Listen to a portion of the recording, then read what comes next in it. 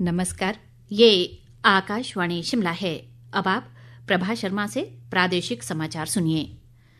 हिमाचल प्रदेश विधानसभा में आज वित्त वर्ष 2025-26 के लिए 62,387 करोड़ 61,88,000 रुपए का बजट पारित कर दिया गया है। शिमला में चल रहे विधानसभा के बजट सत्र के दौरान मुख्यमंत्री सुखविंदर सिंह सुक्खू ने इस संबंध में हिमाचल प्रदेश विनियोग विधेयक 2025 सदन में पेश किया, जिसे सदन ने ध्वनिमत से पारित कर दिया। मुख्यमंत्री ने 17 मार्च को सदन में वित्तीय वर्ष 2025-26 के लिए 58,514 करोड़ रुपए का बजट पेश किया था, जिसमें 11 नई योजनाओं की घोषणा की गई थी। बजट में करीब 4,000 करोड़ रुपए की बढ़ोतरी की गई है। बजट में 6,390 करोड़ रुपए का राजस्व घाटा अनुमानित है।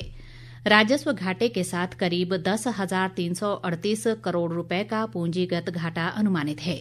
बजट अनुमानों के अनुसार आगामी वित्त वर्ष में प्रदेश सरकार की राजस्व प्राप्तियां 42,343 करोड़ रुपए व राजस्व खर्च 48,733 करोड़ रुपए रहने का अनुमान है। बजट पारित होने के बाद मुख्यमंत्री सुखविंदर सिंह सुक्खू ने कहा कि बजट में सरकार ने ग्रामीण अर्थव्यवस्था, कृषि और सामाजिक सुरक्षा को प्राथमिकता दी है। उन्होंने कहा कि गरीब, किसान और बागवान के हाथ में पैसा पहुंचे, इसके लिए बजट में कई योजनाओं का प्रावधान किया गया है।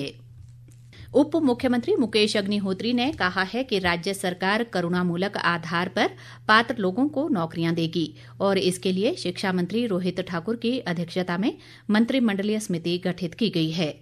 विधानसभा में प्रश्नकाल के दौरान विधायक सतपाल सिंह सत्ती और सुरेंद्र शौरी के सवाल के जवाब में उन्होंने कहा कि समिति की सिफारिशों के आधार पर सरकार करुणामूलक आधार पर नौकरी देगी। अग्निहोत्री ने कहा कि सरकार करुणामूलक आधार पर रोजगार देने के लिए प्रतिबद्ध है और चुनावी वायदों के मुताबिक कार्य करते हुए सभी के केस कंसीडर कर समयबद्ध नौकरी देगी। उन्होंने कहा कि पेंशन आय का हिस्सा है और उसे इसमें जोड़ा जाता रहा है, क्योंकि सरकारी कोष से धन जारी हुआ है। इससे पहले शिक्षा मंत्री रोहित ठाकुर ने कहा कि उनकी अध्यक्षता में कैबिनेट सब कमेटी की 2 बैठकें हो चुकी हैं और ये कमेटी 15 अप्रैल से पहले अपनी रिपोर्ट सरकार को दे देगी। नेता प्रतिपक्ष जयराम ठाकुर के अनुपूरक सवाल पर उप मुख्यमंत्री ने कहा कि करुणामूलक आधार पर नौकरी में वही नीति चल रही है जो पूर्व भाजपा सरकार ने बनाई है। उन्होंने कहा कि सरकार करुणामूलक आधार पर नौकरी देने जा रही है और सारा मामला अंतिम चरण में है। मुख्यमंत्री सुखविंदर सिंह सुक्खू ने कहा है कि साल 2032 तक हिमाचल को समृद्ध प्रदेश बनाने के लिए कई कदम उठाए जा रहे हैं। वे आज शिमला स्थित सरकारी आवास ओकओवर में अपने जन्म दिवस के उपलक्ष्य पर परिवार और समर्थकों के साथ बातचीत कर रहे थे। उन्होंने हिमाचल के हितों की केंद्र के सामने पैरवी करने के लिए विपक्ष से भी सहयोग की अपील की। सुखविंदर सिंह सुक्खू ने कहा कि पिछले साल सरकार ने राजनीतिक आपदा का सामना किया और प्रदेश की जनता से उन्हें सहयोग मिलने से विधानसभा में कांग्रेस की संख्या 40 पार पहुंची।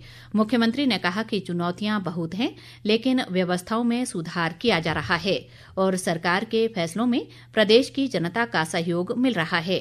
उन्होंने कहा कि प्रदेश की अर्थव्यवस्था गति पकड़ रही है, जिससे ग्रामीण और बागवान समृद्ध होंगे।